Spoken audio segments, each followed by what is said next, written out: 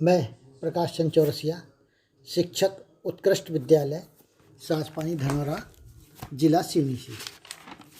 आज हम हिंदी व्याकरण के अंतर्गत वाक्य के प्रकार, इसके संबंध में विस्तृत अध्ययन करेंगे। वाक्य के प्रकार कक्षा 9वीं में एक महत्वपूर्ण चैप्टर के रूप में हमें देखने को मिलता है।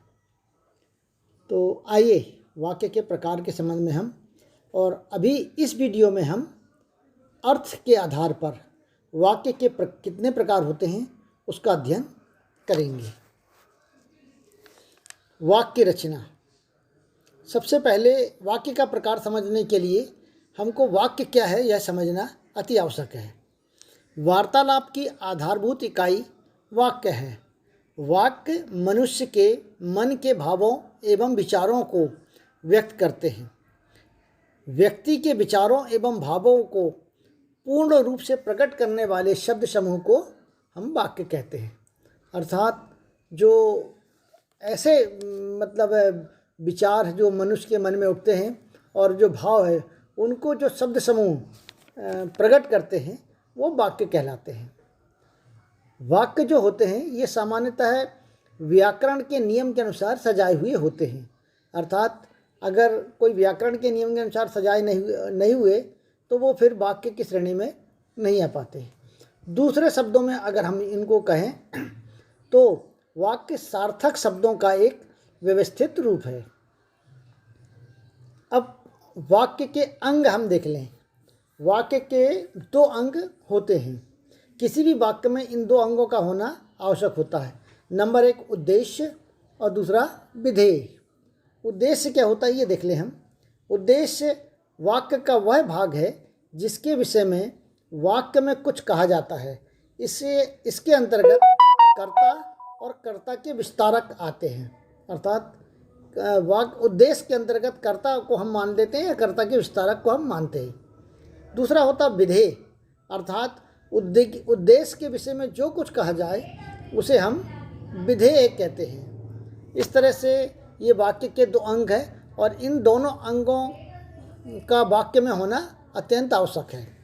अब आगे हम देखेंगे वाक्य के अंग। वाक्य के प्रकार, अगर वाक्य के 2 तरह से प्रकार किए गए हैं, एक अर्थ की दृष्टि से और दूसरा रचना की दृष्टि से। आज हम इस वीडियो में अर्थ की दृष्टि से वाक्य के कितने प्रकार हैं उनका विस्तृत अध्ययन हम करेंगे। अर्थ की दृष्टि से वाक्य के 8 प्रकार होते हैं।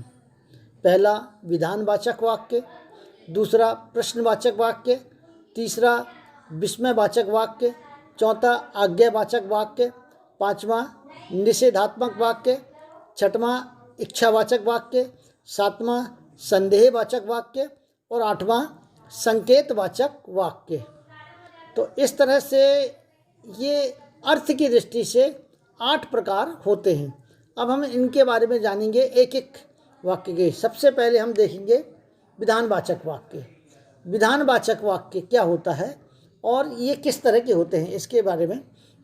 विधानवाचक वाक्य जिन वाक्यों में किसी क्रिया के करने या होने की सामान्य जानकारी या सूचना मिलती है उन्हें हम विधानवाचक वाक्य कहते हैं।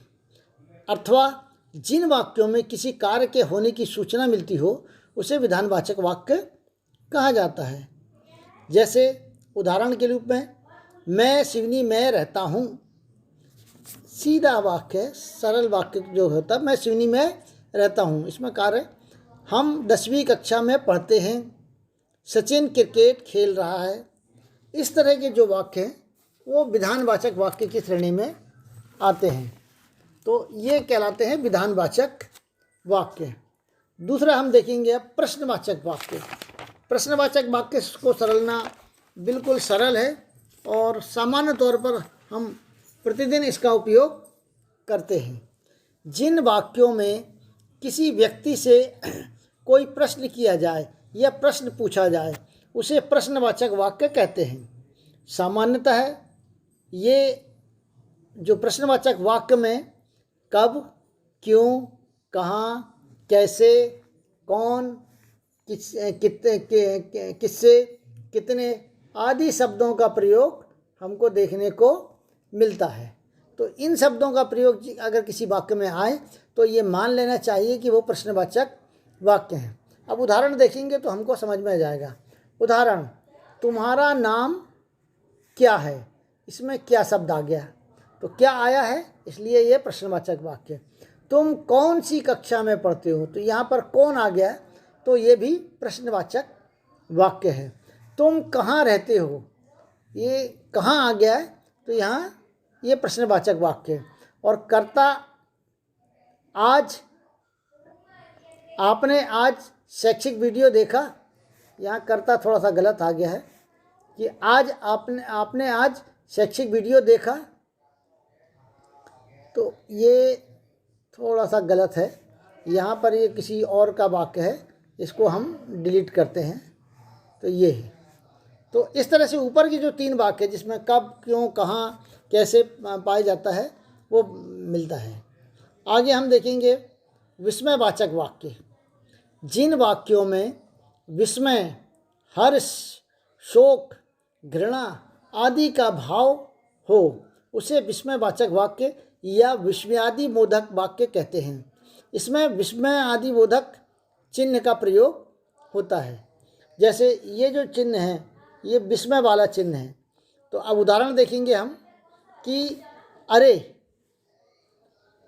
तुम आज आ गए, यहाँ पर अरे के बाद जो विस्मय झलक रहा है वो विस्मयादिबोधक चिन्ह लगा है, तो ये विस्मयवाचक वाक्य की श्रेणी में आता। आहा कितना सुंदर चित्र है, तो ये देखेंगे आहा कितना सुंदर चित्र है, तो ये भी विस्मयवाची वाक्य है। धिक्कार तुम्हें जो ऐसे काम करते हो, ये भी विस्मयवाचक वाक्य है। छी यहाँ कितनी गंदगी है, यहाँ छी इसके बाद जो है विस्मय आदि के प्रयोग किया गया है। वाह कितना सुंदर दृश्य है, ये भी विस्मयादिबोधक वाक्य है। तो इस तरह के जो वाक्य हैं वो विस्मयवाचक वाक्य की श्रेणी में आते हैं। चौथा देखेंगे आज्ञावाचक वाक्य। अब आज्ञावाचक वाक्य क्या होते हैं? जिन वाक्यों में किसी प्रकार का उपदेश, आज्ञा या अनुमति की सूचना मिलती हो उन्हें आज्ञावाचक वाक्य या आज्ञार्थक वाक्य कहते हैं।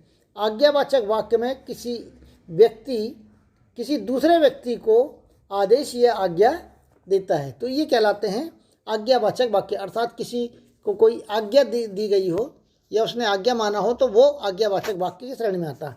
उदाहरण देखेंगे तो समझ में आ जाएगा। तुम कक्षा से बाहर जाओ, मतलब शिक्षक ने अपने स्टूडेंट्स को कहा तुम कक्षा से बाहर जाओ, अर्थात आज्ञा दिया कि तुम बाहर जाओ। तुम यहाँ पर आओ, तो ये भी आज्ञावाचक वाक्य। आप पुस्तक लेकर आओ, ये भी आज्ञा है। और कृपया शांति बनाए रखें, कृपया शांति बनाएं, तो ये भी एक आज्ञा है। इस तरह की आज्ञावाचक वाक्य, इस तरह के जो वाक्य होते हैं वो आज्ञावाचक वाक्य कहलाते हैं। अगला है निषेधवाचक वाक्य। निषेधवाचक वाक्य को भी समझना बिल्कुल सही है। इसमें नहीं शब्द का इस्तेमाल आता ही है। अब नहीं शब्द का इस्तेमाल कैसे आता है और क्या किस तरह का होता है? जिन वाक्यों में किसी कार्य के निषेध या ना होने की सूचना मिलती हो उन्हें निषेधवाचक वाक्य या निषेधात्मक वाक्य कहते हैं। उदाहरण देखेंगे, मैं आज तुम्हारी कक्षा में नहीं आऊँगा, मैं आज तुम्हारी कक्षा में नहीं आऊँगा, ये निषेधवाचक वाक्य है। तुम मेला देखने नहीं जाओगे, ये भी निषेधवाचक वाक्य है, क्योंकि यहाँ नहीं शब्द का इस्तेमाल। सूर्य शीतलता नहीं देता, तो ये भी निषेधात्मक वाक्य है। हम बाहर नहीं जाएंगे, ये भी निषेधात्मक वाक्य है। मैंने आज खाना नहीं खाया, ये निषेधात्मक वाक्य है। इस तरह से ये निषेधवाचक वाक्य जिसमें नहीं शब्द का या किसी कार्य के ना होने का सूचना दी जाती हो वो निषेधात्मक वाक्य कहलाते हैं। आगे देखेंगे अपन इच्छावाचक वाक्य। जिन वाक्यों में वक्ता की इच्छा, आशा, आशीर्वाद का बोध होता हो उन्हें इच्छावाचक वाक्य कहते हैं। जैसे उदाहरण के लिए, तुम सभी परीक्षा में सफल हो। ये इच्छा है कि तुम सभी परीक्षा में सफल हो। ईश्वर तुम्हें चिरायु रखे, ये भी इच्छा है। आपका 9 वर्ष मंगलमय हो, ये भी एक इच्छा है। तुम्हारे सारे कार्य सफल हो, ये भी एक इच्छा है। और तुम सदैव प्रसन्न रहो। तो ये इच्छावाचक वाक्य है जिसमें व्यक्ति अपनी इच्छा व्यक्त करता है कि ऐसा होना चाहिए, और ये वाक्य कहलाते हैं इच्छावाचक वाक्य। अगला देखेंगे संदेहवाचक वाक्य। संदेहवाचक वाक्य क्या कहलाते हैं? जिस वाक्य में कार्य के होने का संदेह हो या संभावना का, इसमें संदेह होता है, या संभावना का बोध हो, उसे संदेहवाचक वाक्य कहते हैं। उसे क्या वाक्य कहते हैं? संदेहवाचक वाक्य कहते हैं। इसमें कार्य होगा या नहीं, इस पर संदेह रहता है।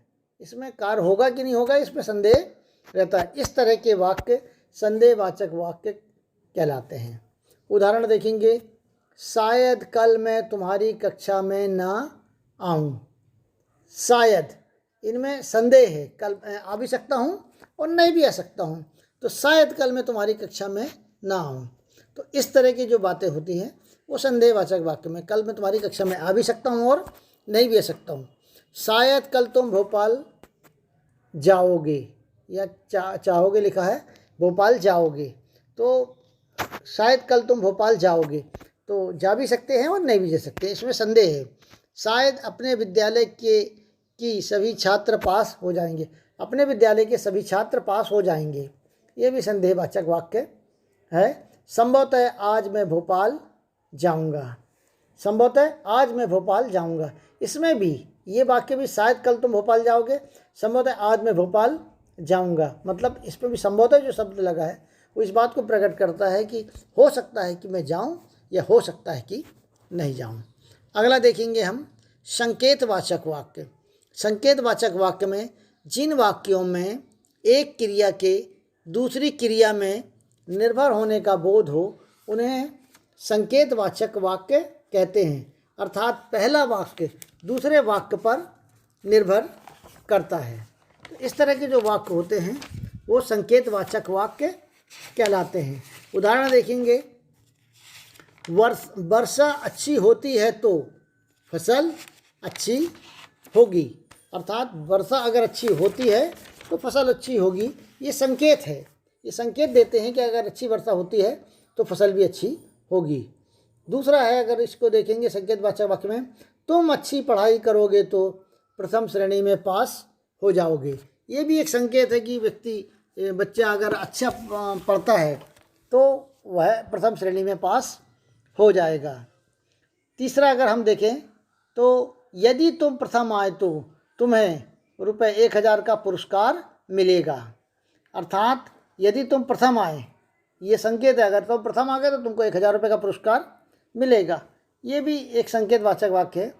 अगर तुम मेरे साथ रहोगे तो मुझे सुविधा होगी, ये भी संकेतवाचक वाक्य की, अगर तुम मेरे साथ रहते हो तो मुझे सुविधा। अब हम वाक्य परिवर्तन देखेंगे। अर्थ के आधार पर जो 8 प्रकार हैं वाक्य के, उनको एक ही वाक्य को हम उन 8 प्रकार में परिवर्तन करके देखेंगे। देखिएगा, पहले विधानवाचक वाक्य। विधानवाचक वाक्य सीधा है कि रमेश सिवनी में रहता है। ये विधानवाचक वाक्य हो गया जो रमेश सिवनी में रहता है। अब अगर इसी वाक्य को विस्मयवाचक वाक्य में बदलना हो तो कैसे होगा? विस्मयवाचक वाक्य में बदलना हो तो, अरे रमेश सिवनी में रहता है, यहाँ पर अरे के बाद जो विस्मय आदि बोधक चिन्ह लगा है ये विस्मयवाचक वाक्य है। इसी वाक्य को अगर हम प्रश्नवाचक वाक्य में बदलना चाहें तो क्या रमेश सिवनी में रहता है, और अंत में यहाँ पर प्रश्नवाचक चिन्ह लग जाएगा। तो क्या रमेश सिवनी में रहता है, और ये प्रश्नवाचक वाक्य बन गया। चौथा अगर हम देखें निषेधवाचक वाक्य, तो ये निषेधवाचक वाक्य में नहीं शब्द जुड़ जाता है जो रहता है। तो जैसे रमेश सिवनी में नहीं रहता है, तो यहाँ पर चूंकि नहीं शब्द आ चुका है तो ये निषेधवाचक वाक्य हो गया। पांचवा अगर हम देखें संदेहवाचक वाक्य, शायद रमेश सिवनी में रहता है, इसमें रहता है कि नहीं रहता ये संदेह है, इसलिए ये शायद रमेश, यहाँ शायद शब्द का प्रयोग किया गया है। अगला हम देखें आज्ञावाचक वाक्य। तो रमेश तुम सिवनी में रहो, ये आज्ञा दी गई है उसको कि रमेश तुम सिवनी में रहो, तो ये आज्ञावाचक वाक्य हो गया। इसके बाद है इच्छावाचक वाक्य। काश रमेश सिवनी में रहता, मतलब यहाँ पर इच्छा व्यक्त की गई कि काश रमेश सिवनी में रहता। और आखिरी है संकेतवाचक वाक्य। यदि रमेश सिवनी में रहता है तो रह सकता है, तो ये संकेत है कि अगर वो रहना चाहे तो रह सकता है। तो इस तरह से ये एक ही वाक्य को हमने 8 वाक्य में परिवर्तन करके देखे कि वाक्य का मूल भाव वही रहता है, लेकिन विधानवाचक वाक्य कैसे बन जाता है, विस्मयवाचक वाक्य कैसे बन जाता है, प्रश्नवाचक वाक्य कैसे बन जाता है, निषेधवाचक, संदेहवाचक, आज्ञावाचक, इच्छावाचक और संकेतवाचक। इस तरह से ये हमने और जोड़ने का प्रयास किया है। आशा है कि आपको ये वीडियो पसंद आया होगा। अगर पसंद आया तो सब्सक्राइब करिएगा, लाइक करिएगा और अपने अन्य मित्रों को भेजिएगा ताकि उनको इसका लाभ मिल सके। परीक्षा के दृष्टिकोण से कक्षा 9वीं वालों के लिए ये वाक्य परिवर्तन और अर्थ के आधार पर वाक्य के प्रकार ये अत्यंत महत्वपूर्ण है। इसे अच्छे से पढ़ें और अच्छे अंक का फ़ायदा लें। धन्यवाद।